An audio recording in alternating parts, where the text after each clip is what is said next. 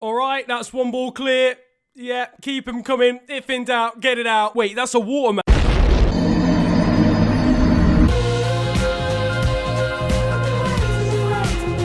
Good evening, my children, except for the ones that aren't classified as children. Welcome back to Football This Week. This is, of course, the series where I bring you everything right and mostly wrong with football during the course of the week on social media. Now, because we're technically in the football off-season, a lot of people have been asking what's actually going to happen to football this week because there isn't much football this week. Although technically I'm covering what happened in football last week, but the series is called Football This. Has this series been alive the entire time? Basically, Football This Week will carry on in its normal format for this week and next week, and then I'll be bringing some new stuff during the course of the summer. So, Football This Week will still exist, and there'll still be some episodes like this, but it'll be interspersed with different stuff. You'll see when the time comes. That sounded really ominous. I didn't mean it for that.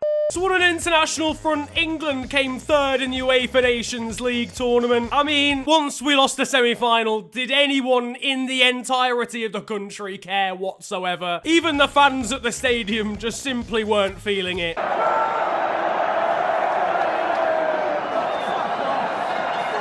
The most English thing I've ever seen. That and the hooliganism. Despite having approximately 148 shots during the third place playoff against Switzerland, the game somehow ended goalless and went to penalties. And that is where Jordan Pickford shone. He took the fifth penalty for England and absolutely dispatched it, and then went on to save a penalty from Switzerland to win us the game. Not the tournament though. Forget about that, because we can't defend. Remember? Isn't that right, young Jonathan, mate? Jordan Pickford looked absolutely delighted with his work in the shootout though. Short back and stomp in. He is now officially and scientifically the best thing to ever come out of Sunderland. For anyone who even remotely cared, in the actual Nations League final, Portugal beat the Netherlands 1-0 thanks to Bernardo Silva. It means yet another trophy for Cristiano Ronaldo. The man loves silverware more than Sharif from Love Island loves extracurricular activity in a hot tub. I've got to say, this wasn't a spectacular game. I think the best part about it was the hashtag generated between the two sides. Was the tournament even that good, realistically? Cristiano Ronaldo got top 3 of all the goals in the whole thing. Anyway, nobody cares about that. The Women's World Cup is on. England managed to take a narrow victory against Scotland in their first group stage game, winning 2-1. We dominated the first half, but eased off a lot in the second. It wasn't, like, the best performance ever, but it'll do the job. 3 times more people, 6 million in total, watched that first game of England's World Cup venture than the UEFA Nations League game against Switzerland, which is pretty good in my opinion. France, Brazil and Norway look pretty good. The USA probably look a little bit too good. Yeah, I reckon they've edged that one. The USA beat Thailand's women's team 13-0 in an actual major tournament. They scored 13 goals in a game. It's a new record for this tournament alone.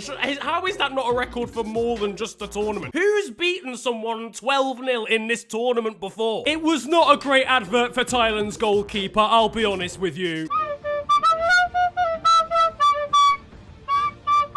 I'm convinced this woman is a plumber. She literally cannot be a professional footballer. Do you reckon the manager gave her some sort of team talk during the course of the game? Look, listen, yeah, I know this is a big ask, all right? We're 12-0 down, but if possible, could you save something? I'm not being funny, that would be great. On a serious note though, right, this tournament is actually, it's good quality. I don't know why everyone's like giving it such unnecessary flack. I know I've just ribbed Thailand, but they lost 13-0. They probably deserve it. The quality in this tournament is really good, and everyone is quick to compare it to men's football, but then forget about the fact that some of the stuff that's happening in this tournament happens in men's football as well. There was a Korean corner that went out for a goal kick, and then everyone literally forgets about Kevin De Bruyne kicking the corner flag. Willian, literally, he was in FTW 3 weeks ago, putting in a horrendous ball. Having said all of that, I'm a massive fan of this Japanese throw-in from earlier. Gianni Infantino, the president of the world's biggest football organization, the head of FIFA, about to put a ball into the box. He's the head of FIFA. Surely you would think he's got some incredible footballing ability.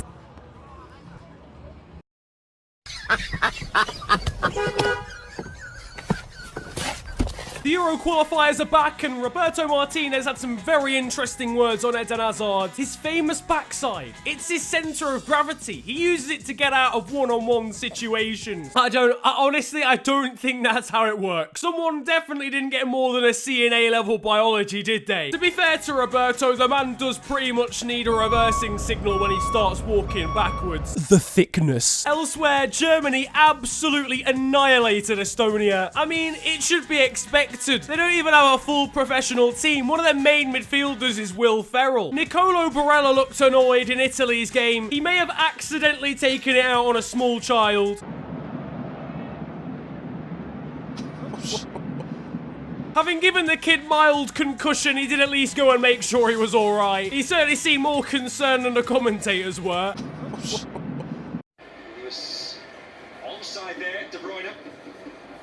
I just don't understand how. How do you even manage that? Romelu Lukaku now has such a bad first touch that it accidentally creates a second. Though not many strikers can say they can clear their own shot away.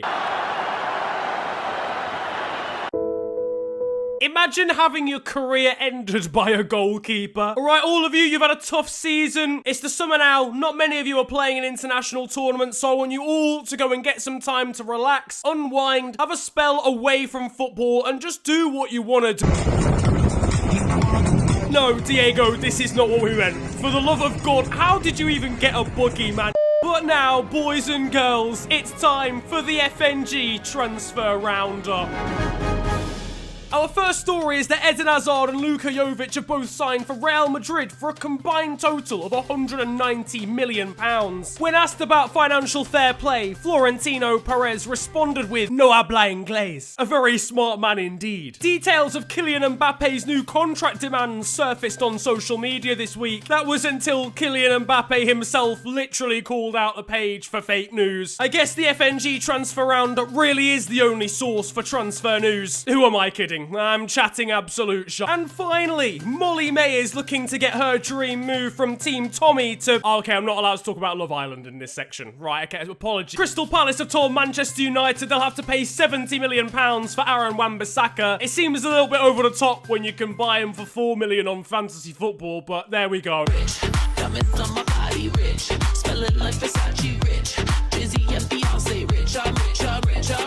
Wow, things have really gone pretty downhill for Mike Dean.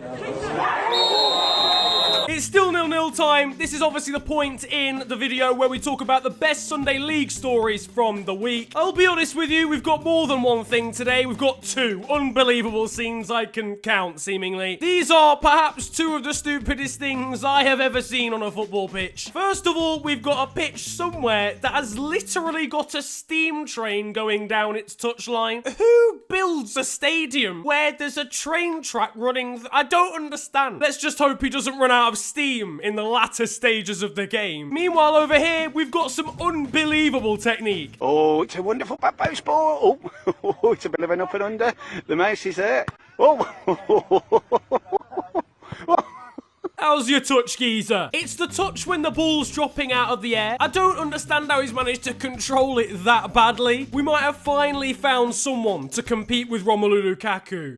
Serge Gnabry reckons he's been a vegan since January, but sometimes he eats meat and other things. I hate to break it to you, Serge, but I don't think you understand how this situation works. Meanwhile, Hector Bellerin turned up for Fashion Week looking like his name's Doris. Someone help him cross the road, for God's sakes. Daniel Vega has had a couple of huge... Honestly, just cancel the MLS. I've had enough of it. Just actually scrap the whole thing. And finally, last and literally not least, an Algerian player has been kicked off international duty for showing his arse live on a Twitch stream. I cannot believe I've just said that sentence. Haris Belkebla got his first call-up for the national team for the African Cup of Nations, but got kicked off the team after appearing in a teammate's live stream and then literally pulling his trousers down and showing his backside. I'd say something funny about him, but he's probably already the butt of the jokes in the changing rooms. That, though, is it for football this week, and I hope you have enjoyed it. This has probably been one of the weirdest episodes. I think every single story has been completely stupid. If you've enjoyed it, though, slap a like on the video and subscribe if you are new to the channel. It's the big red button under the video, and it massively helps me out. You can also follow me on social media. It's at the official FNG on Insta and on Twitter. But it's been a pleasure ranting at you guys today. Have a great day, enjoy yourselves, and goodbye.